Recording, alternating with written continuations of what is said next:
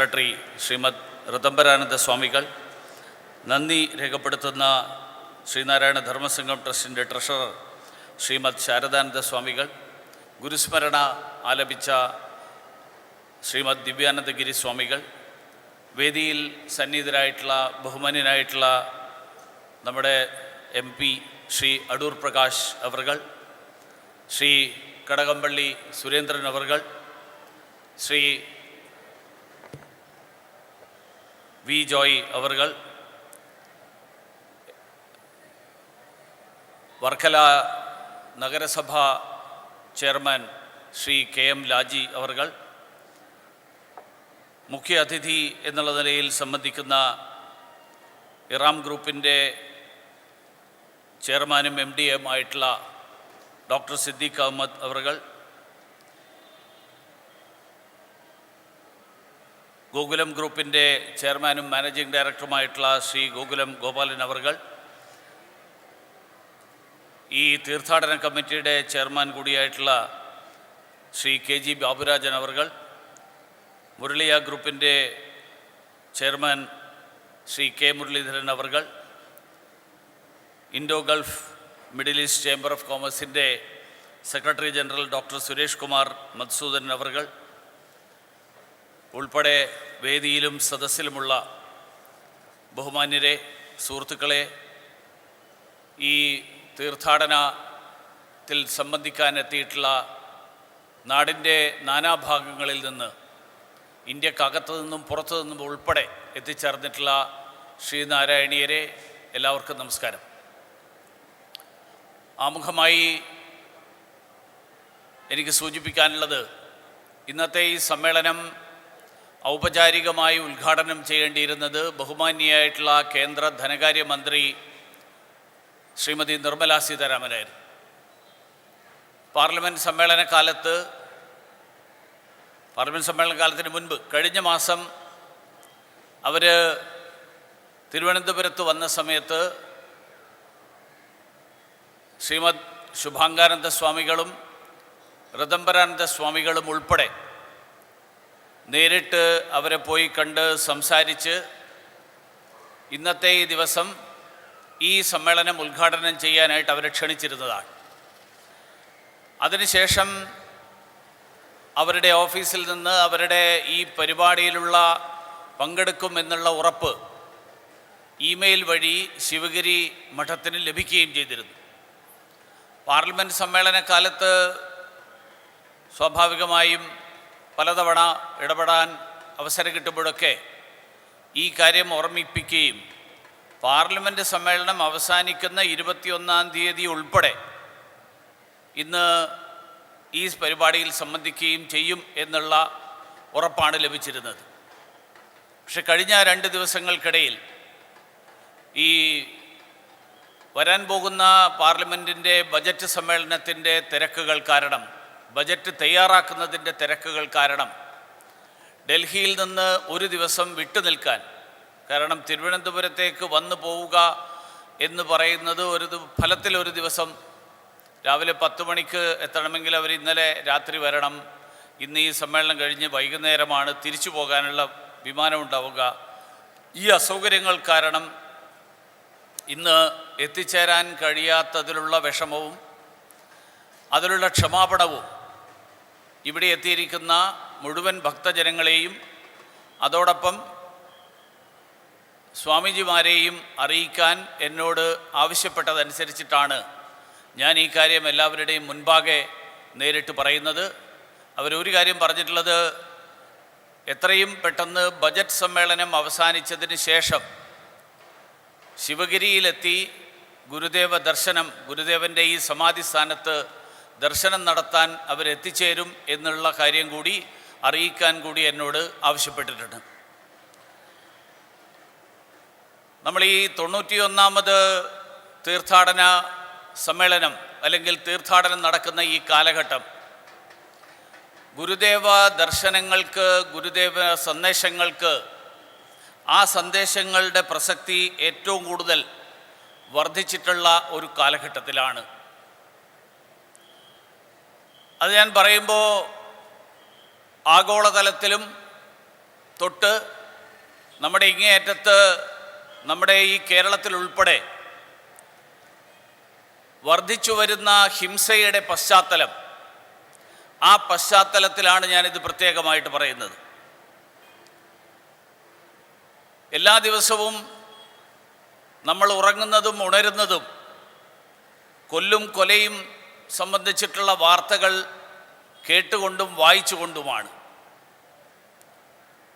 ഏത് ഹീനകൃത്യവും ചെയ്യാൻ മടിയില്ലാത്തവരായിട്ട് ഗുരുദേവൻ പിറന്ന മണ്ണിലെ മനുഷ്യരുൾപ്പെടെ മാറുമ്പോൾ അത് വേദനയോടുകൂടി മാത്രമേ നമുക്ക് നോക്കിക്കാണാൻ സാധിക്കുകയുള്ളൂ. സ്ത്രീകളെയും കുട്ടികളെയും വൃദ്ധരെയും ഉൾപ്പെടെ അങ്ങനെ നിസ്സാര കാര്യങ്ങൾക്ക് വേണ്ടി പോലും മനുഷ്യൻ്റെ ജീവൻ എടുക്കുന്ന ഒരു സാഹചര്യത്തിലേക്ക് നമ്മുടെ നാട് എത്തിയിരിക്കുന്ന ഒരു അപകടകരമായിട്ടുള്ള സാഹചര്യം, ദുഃഖകരമായിട്ടുള്ള സാഹചര്യമാണ് നമുക്കുള്ളത്. കഴിഞ്ഞ ഏതാനും മാസങ്ങൾക്ക് മുൻപാണ് നമ്മുടെ ഇവിടുന്ന് തൊട്ടടുത്തുള്ള കൊട്ടാരക്കരയിൽ ഡോക്ടർ വന്ദനാദാസ് ശ്രീനാരായണീയരായിട്ടുള്ള മാതാപിതാക്കളുടെ മകളായി ശ്രീനാരായണ ഭക്തയായിട്ട് ജീവിച്ചിരുന്നൊരു പെൺകുട്ടി, അങ്ങനെ ഒരു സമർത്ഥയായിട്ടുള്ള ഡോക്ടർ കൊല്ലപ്പെട്ടത് അതിഹീനമായിട്ടാണ്. ഏതാനും മാസങ്ങൾക്ക് മുൻപാണ് ആലുവയിൽ ഒരു പിഞ്ചു കുഞ്ഞിനെ കൊന്ന് മാർക്കറ്റിൽ ഇട്ടത്. നമ്മൾ പാലസ്തീനിൽ ഗുരുദർശനങ്ങൾ ഉൾക്കൊണ്ടിരുന്നുവെങ്കിൽ, ലോകം ഗുരുദർശനങ്ങൾ ഉൾക്കൊണ്ടിരുന്നുവെങ്കിൽ പാലസ്തീനിൽ യുദ്ധമുണ്ടാവില്ലായിരുന്നു എന്ന് ഇന്നലെ സൂചിപ്പിച്ചതായിട്ട് കേട്ടു. വാസ്തവത്തിൽ ഗുരുദർശനങ്ങൾ പാലസ്തീനിൽ മാത്രമല്ല, ഗുരു പിറവിയെടുത്ത കേരളത്തിൽ പോലും പ്രാവർത്തികമാക്കാൻ കഴിയുന്നുണ്ടോ എന്ന് നമ്മൾ ചിന്തിക്കേണ്ട സമയം സമാഗതമായിരിക്കുന്നു എന്നാണ് എനിക്ക് സൂചിപ്പിക്കാനുള്ളത്. അങ്ങേയറ്റം ഹിംസാത്മകമായിട്ടുള്ള സഹജീവികളോട് യാതൊരു കരുണയും സഹാനുഭൂതിയും ഇല്ലാത്ത സമൂഹമായിട്ട് നമ്മൾ മാറുന്നുണ്ടോ എന്ന് ആശങ്കപ്പെടേണ്ട ഒരു കാലമാണ് നമുക്കുള്ളത്. ഒരു മനുഷ്യൻ മറ്റൊരു മനുഷ്യൻ്റെ ചെടിച്ചട്ടി കൊണ്ട് അടിച്ചു പൊളിക്കുമ്പോൾ അതിനെ രക്ഷാപ്രവർത്തനം എന്ന് വിശേഷിപ്പിക്കപ്പെടുന്ന ഒരു നാട്ടിലാണ് ഗുരുദേവൻ ഒരു പീഡ ഒരു എറുമ്പിനും വരുത്തരുത് എന്ന് പഠിപ്പിച്ചത്. അനുകമ്പ എത്ര മഹത്തരമായിട്ടുള്ള ഗുണമാണ് എന്ന് വ്യക്തമാക്കിക്കൊണ്ട് എല്ലാ ജീവികളോടും നാം അനുകമ്പാശീലരായിരിക്കണം എന്നാണ് ഗുരുദേവൻ നമ്മളെ പഠിപ്പിച്ചത്. അരുളുള്ളവനാണ് ജീവി എന്ന നിർവചനം മാനവികതയുടെ തന്നെ ചക്രവാളങ്ങളെ ഭേദിക്കുന്നതാണ്. സഹജീവിയോട് കരുണയും സ്നേഹവും കരുതലും ഉള്ളവർക്ക് അത്താഴ പട്ടിണി മാറാൻ അരി ചോദിക്കുന്നവരെ അധിക്ഷേപിക്കാനാവില്ല. സഹജീവികളോട് അനുകമ്പയുള്ളവർക്ക് നിരായുധരായ മനുഷ്യരെ വളഞ്ഞിട്ട് തല്ലുന്നവരെ അഭിനന്ദിക്കാനാവില്ല. സുദീർഘമായിട്ടുള്ള ഭാരതീയ സന്യാസ പാരമ്പര്യത്തിൻ്റെ ആധുനിക യുഗത്തിലെ പ്രസക്തി പ്രകാശിപ്പിച്ച മഹാത്മാവായിരുന്നു ശ്രീനാരായണ ഗുരുദേവൻ എന്ന് ഇവിടെ അധ്യക്ഷ പ്രസംഗം നടത്തിക്കൊണ്ട് സച്ചിദാനന്ദ സ്വാമികൾ ഒരിക്കൽ കൂടി ആവർത്തിച്ചു. ഈശ്വരനിന്ദയും മതനിന്ദയുമല്ല ഗുരുദേവൻ പഠിപ്പിച്ചത്. അദ്ദേഹം ഒരു മതവും സ്ഥാപിച്ചില്ല. ഗുരുദേവൻ ഒരു മതവും സ്ഥാപിച്ചില്ല. മറിച്ച് താൻ ജനിച്ചു വളർന്ന സനാതന പാരമ്പര്യത്തിൽ ജീർണതകൾ ഉണ്ടായപ്പോൾ, ആ സനാതന പാരമ്പര്യത്തിൽ അപഭ്രംശങ്ങൾ ഉണ്ടായപ്പോൾ, ആ സനാതന പാരമ്പര്യത്തിൽ ഗുണപരമായിട്ടുള്ള മാറ്റങ്ങൾ വരുത്താനാണ് തിരുവടികൾ ശ്രമിച്ചത്. അദ്വൈത ദീപിക വായിച്ചിട്ടുള്ള ആളുകൾക്ക് ഗുരുദേവൻ അദ്വൈത വേദാന്തിയല്ല എന്ന് ആർക്കും വാദിക്കാനാവില്ല. അതുകൊണ്ടാണ് സച്ചിദാനന്ദ സ്വാമികൾ ഇന്ന് രാവിലെ സംസാരിച്ചപ്പോൾ, അധ്യക്ഷ പ്രസംഗം നടത്തിക്കൊണ്ട് സംസാരിച്ചപ്പോൾ അദ്ദേഹം സൂചിപ്പിച്ച രണ്ട് ധാരകളിൽ ഒന്ന് അദ്വൈത ആചാര്യൻ എന്നുള്ള നിലയിലുള്ള ഒരു ധാരയെക്കുറിച്ച് പറഞ്ഞത്.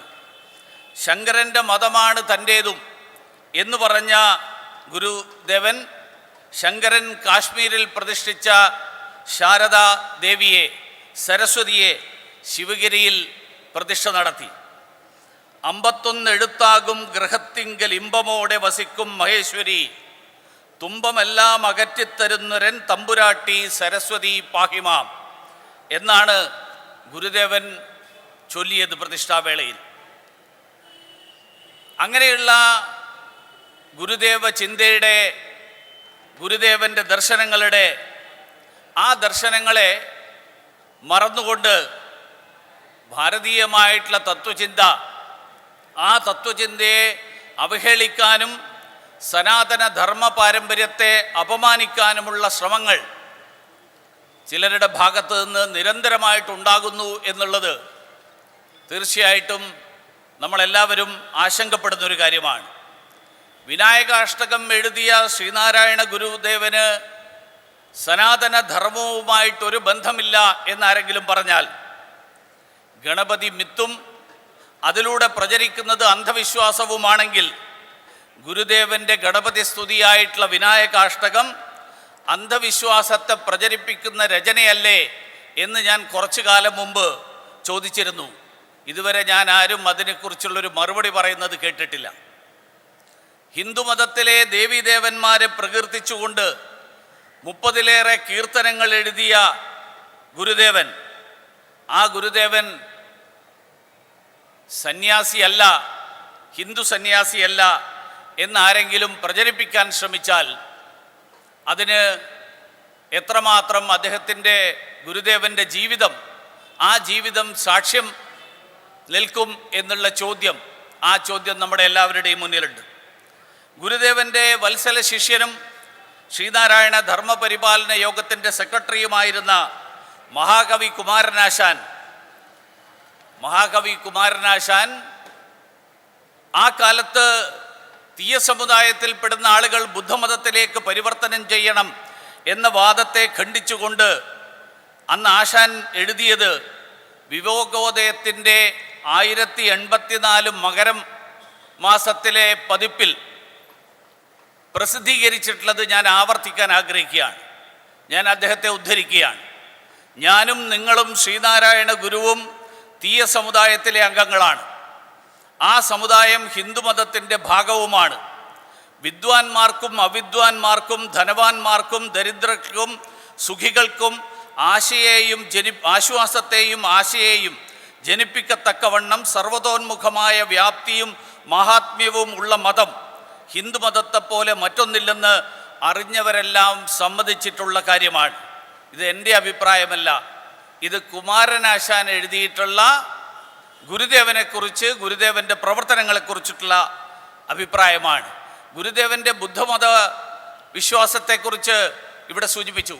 അഹിംസ, തീർച്ചയായിട്ടും ബുദ്ധമതത്തെ പൂർണ്ണമായും ഗുരുദേവൻ ബുദ്ധമതത്തിലേക്ക് പരിവർത്തനം ചെയ്യണം എന്നുള്ള ആശയത്തെ അംഗീകരിക്കുന്നതിന് പകരം എല്ലാ ലോകമെമ്പാടുമുണ്ടായിട്ടുള്ള പ്രവാചകന്മാർ, ഇവിടെ സച്ചിദാനന്ദ സ്വാമികൾ സൂചിപ്പിച്ചു, മുഹമ്മദ് നബിയും യേശുക്രിസ്തുവും ബുദ്ധ ഭഗവാനും ഉൾപ്പെടെയുള്ള പ്രവാചകന്മാർ, ആ പ്രവാചകന്മാരുടെയൊക്കെ ആശയങ്ങളിലെ ചില അംശങ്ങൾ സ്വാംശീകരിക്കാൻ ഗുരുദേവൻ ആ കാലത്ത് അതിനെല്ലാം സ്വാംശീകരിച്ചുകൊണ്ടാണ് ലോകത്തിൻ്റെ നന്മയ്ക്ക് വേണ്ടിയിട്ട് ഗുരുദേവൻ്റെ ദർശനങ്ങൾ മുന്നോട്ട് വച്ചത്.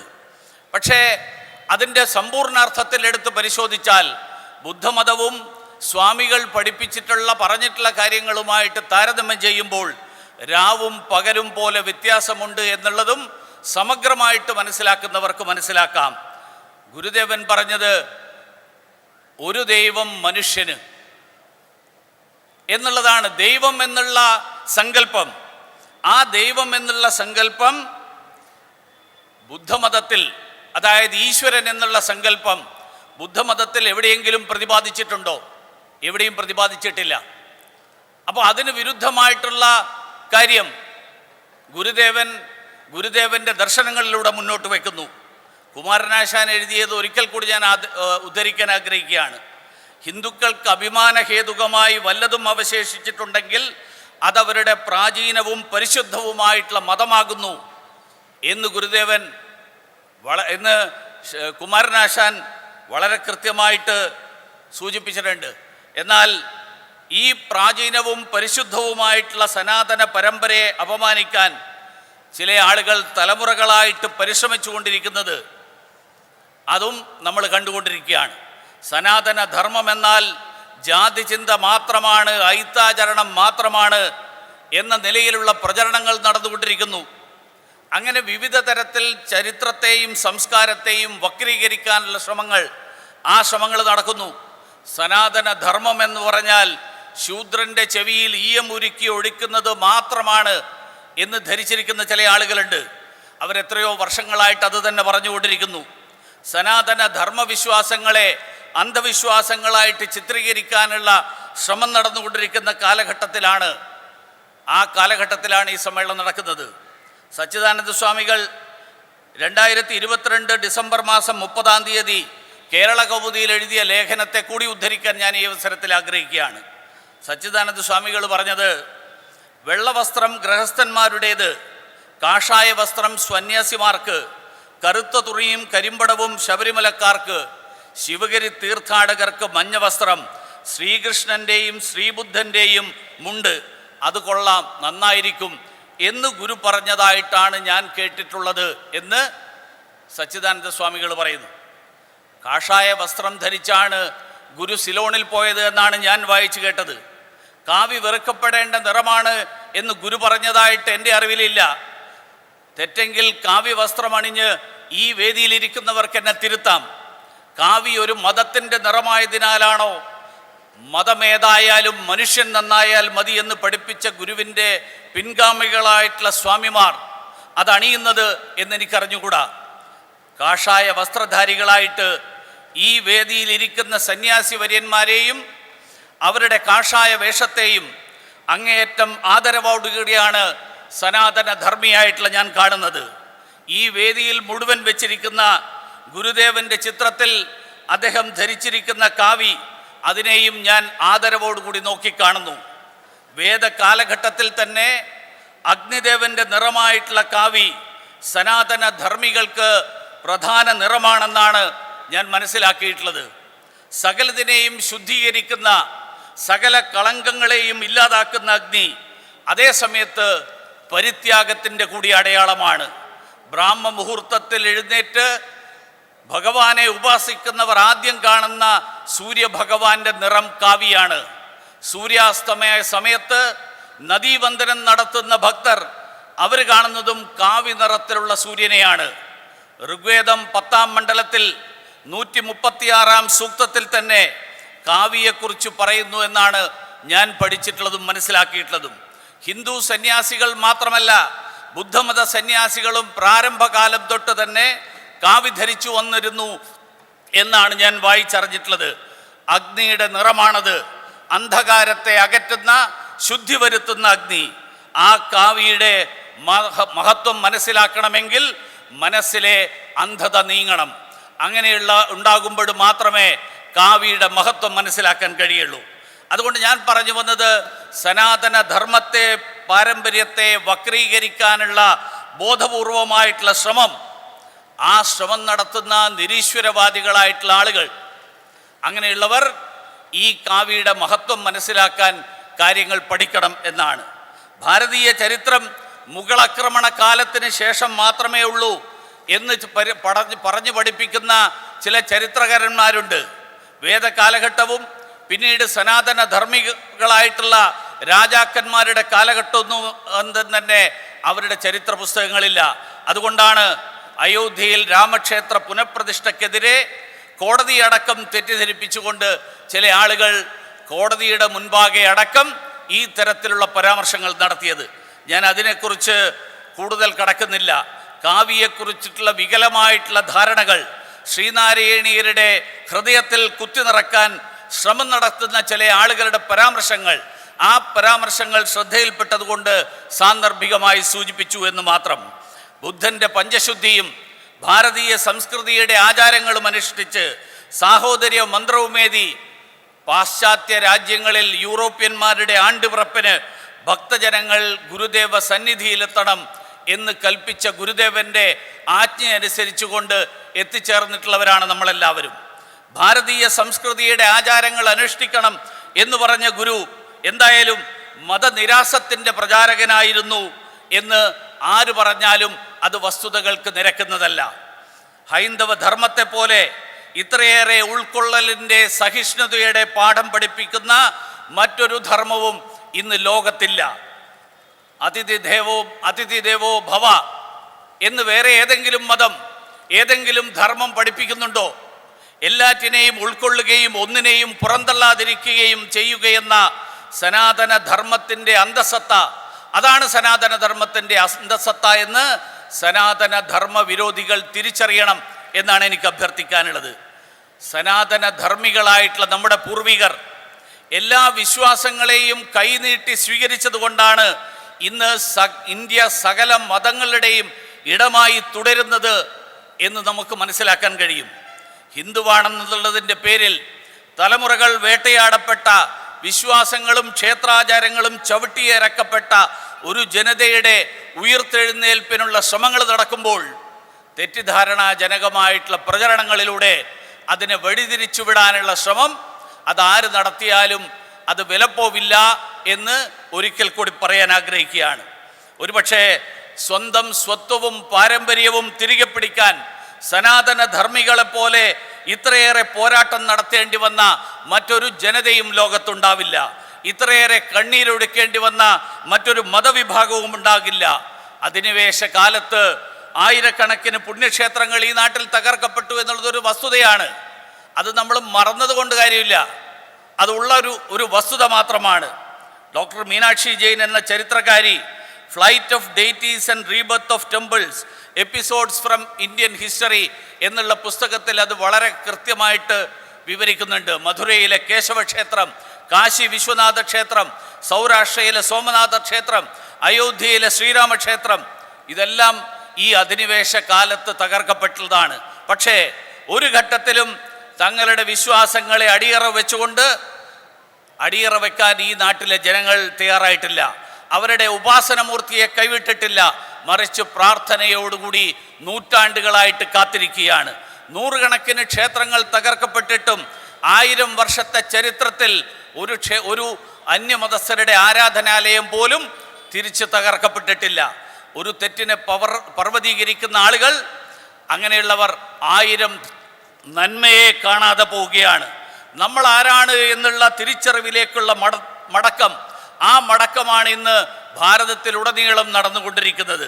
ഇക്കാലം അത്രയും ആ തിരിച്ചറിവ് ഉണ്ടാകരുത് എന്ന ലക്ഷ്യത്തോടു കൂടിയിട്ടുള്ള ഗൂഢലക്ഷ്യം വെച്ചുള്ള പ്രവർത്തനങ്ങൾ, ആ പ്രവർത്തനങ്ങൾ നമ്മുടെ നാട്ടിൽ നടന്നു എന്നുള്ളതൊരു വസ്തുതയാണ്. അവർക്കും കാവി കാണുമ്പോൾ, ശ്രീരാമചന്ദ്രൻ്റെ കൊടിക്കൂറ് കാണുമ്പോൾ അസ്വസ്ഥതയുണ്ടാകും. അങ്ങനെയുള്ള ചില ആളുകൾ പറയുന്നത് സനാതന ധർമ്മം ഉന്മൂലനം ചെയ്യപ്പെടേണ്ടതാണ് എന്നാണ്. അഖണ്ഡ ഭാരതത്തിൻ്റെ പുണ്യ പാരമ്പര്യം ഏതെങ്കിലും മതമോ വിശ്വാസമോ പെരുമാറ്റമോ ചിന്തയോ പ്രചരിപ്പിക്കുന്നതിൽ മാത്രം ഒതുങ്ങുന്നതല്ല. ലോകത്തെ മുഴുവൻ ബന്ധിപ്പിക്കാൻ വസുദൈവ കുടുംബകം എന്ന മഹദ്വചനം, ആ മഹദ്വചനം നൽകിയത് ഈ ആർഷഭാരതത്തിൻ്റെ പാരമ്പര്യമാണ്. വേദവ്യാസൻ മുതൽ ആദിശങ്കരൻ വരെ, ശ്രീനാരായണ ഗുരുദേവൻ ഉൾപ്പെടെ ആരെ എടുത്താലും ഈ ദർശനങ്ങൾ നമുക്ക് അവരുടെയൊക്കെ വാക്കുകളിൽ നമുക്ക് കാണാം. മതങ്ങൾക്ക് അതീതമായിട്ടുള്ള മാനവ സൗഹൃദം, ആ മാനവ സൗഹൃദം വിളംബരം ചെയ്യാൻ കഴിയുന്ന ഒരൊറ്റ ധർമ്മം മാത്രമേ ലോകത്തുള്ളൂ, അത് സനാതന ധർമ്മമാണ്. അതുകൊണ്ടാണ് സച്ചിദാനന്ദ സ്വാമികൾ പറഞ്ഞ, ഒരു വശത്ത് ഭാരതത്തിൻ്റെ അദ്വൈത പാരമ്പര്യം, സന്യാസി പാരമ്പര്യം, മറുവശത്ത് പ്രവാചകന്മാരുടെ പാരമ്പര്യം. ഈ 2 പാരമ്പര്യങ്ങളെയും ഉൾക്കൊണ്ടുകൊണ്ട് അതിൽ നിന്നെല്ലാം നന്മയെ സ്വാംശീകരിച്ചുകൊണ്ട് ഗുരുദേവൻ കാലാനുസൃതമായിട്ട് വരുത്തേണ്ട മാറ്റങ്ങൾ ചൂണ്ടിക്കാണിച്ചുകൊണ്ട്, അപഭ്രംശങ്ങൾ തിരുത്തിക്കൊണ്ട്, ജീർണതകൾ തള്ളിക്കളഞ്ഞുകൊണ്ട്, തെറ്റുകൾക്കെതിരായിട്ട് ശബ്ദമുയർത്തിക്കൊണ്ട് ഗുരുദേവൻ ആ കാര്യങ്ങൾ ഉച്ചരിച്ചപ്പോൾ ലോകം മുഴുവൻ അതിനെ സ്വീകരിച്ചു, സ്വാഗതം ചെയ്തു. അങ്ങനെ ഗുരുദേവന് ആ സന്ദേശം നൽകാൻ കഴിഞ്ഞത് അത് ലോക സമസ്ത സുഖിനോ ഭവന്തു എന്ന് പറഞ്ഞ ഒരു സംസ്കാരത്തിൻ്റെ ഭാഗമായതുകൊണ്ടാണ്, ഒരു പാരമ്പര്യത്തിൻ്റെ ഭാഗമായതുകൊണ്ടാണ്. ഏകം സത് വിപ്ര ബഹുധാ വദന്തി എന്ന് പറഞ്ഞ സംസ്കാരത്തിൻ്റെ ഭാഗമായതുകൊണ്ടാണ്. അതുകൊണ്ട് ശ്രീനാരായണ ഗുരുദേവനെ പോലെയുള്ള മഹാത്മാക്കളുടെ സംഭാവനകളാൽ സദാ പുഷ്ടിപ്പെട്ടുകൊണ്ടിരിക്കുന്ന സനാതന ധർമ്മ പാരമ്പര്യം, തെറ്റുകൾ തിരുത്തിക്കൊണ്ട് മുന്നോട്ട് പോകുന്ന പാരമ്പര്യം, ആ തെറ്റുകൾ തിരുത്തിക്കൊണ്ട് മുന്നോട്ട് പോകുന്ന പാരമ്പര്യം, ആ പാരമ്പര്യം സനാതന ധർമ്മത്തിൻ്റെ മാത്രം പാരമ്പര്യമാണ്. ചില പ്രത്യയശാസ്ത്രങ്ങൾ, കോടിക്കണക്കിന് മനുഷ്യരെ കൊന്നുതള്ളിയിട്ടുള്ള വിദേശ പ്രത്യയശാസ്ത്രങ്ങൾ, ആ പ്രത്യയശാസ്ത്രങ്ങൾ ആ തെറ്റുകൾ എത്രമാത്രം തിരുത്തി എന്ന് പരിശോധിക്കുന്നത് ഉചിതമായിരിക്കും. അവർക്കൊരിക്കലും വേദ ഉപനിഷത്തുകൾ പഠിപ്പിച്ച സഹിഷ്ണുതയുടെയും സഹവർത്തിത്വത്തിൻ്റെയും ആ പാഠം ഉൾക്കൊള്ളാനാകില്ല. അതുകൊണ്ട് തന്നെ അങ്ങനെയുള്ളവർ സഹജീവികളുടെ തല തല്ലി പൊളിക്കുന്നതിനെ രക്ഷാപ്രവർത്തനം എന്ന് ആവർത്തിച്ച് വിശേഷിപ്പിക്കും. അങ്ങനെയുള്ള ആളുകളോട് അധ്യാത്മരാമായണത്തിലെ ലക്ഷ്മണോപദേശത്തിലെ വരികൾ, ആ വരികൾ ഞാൻ സൂചിപ്പിക്കാൻ ആഗ്രഹിക്കുകയാണ്. ഭോഗങ്ങളെല്ലാം ക്ഷണപ്രഭാഞ്ചലം വേഗേന നഷ്ടമായുസ്സുമോർക്കതി. ശ്രീമദ് ഭാഗവതത്തിലെ ഈ വരി കേരളീയരെ ഓർമ്മിപ്പിക്കാൻ ഞാൻ ഈ വേദി ഉപയോഗിക്കുന്നു. അതോടൊപ്പം അപ്രാണസ്യേവ ദേഹസ്യ മണ്ഡനം ലോകരഞ്ജനം. നിങ്ങൾക്ക് മറ്റെന്തെല്ലാം മേന്മയുണ്ടായാലും ഭഗവാനോടുള്ള ഭക്തിയില്ലെങ്കിൽ അവ മൃതശരീരത്തിലെ ആഭരണങ്ങൾ പോലെ ഉപയോഗശൂന്യമാണ്. എത്ര ബുദ്ധിജീവി ചമഞ്ഞാലും ഈ വസ്തുതകൾ സമ്പൂർണമായിട്ട് മനസ്സിലാക്കി പ്രവർത്തിക്കുന്നതിലൂടെ മാത്രമേ ഈ നാടിന് നന്മ വരുത്താനാകുകയുള്ളൂ എന്ന് മാത്രം സൂചിപ്പിച്ചുകൊണ്ട് ഇവിടെ എത്തിയിരിക്കുന്ന മുഴുവൻ ശ്രീനാരായണ ഭക്തർക്കും തീർത്ഥാടന ആശംസകൾ നേർന്നുകൊണ്ട്, നവവത്സര ആശംസകൾ നേർന്നുകൊണ്ട് ഞാൻ എൻ്റെ വാക്കുകൾ അവസാനിപ്പിക്കുന്നു. എല്ലാവർക്കും നമസ്കാരം.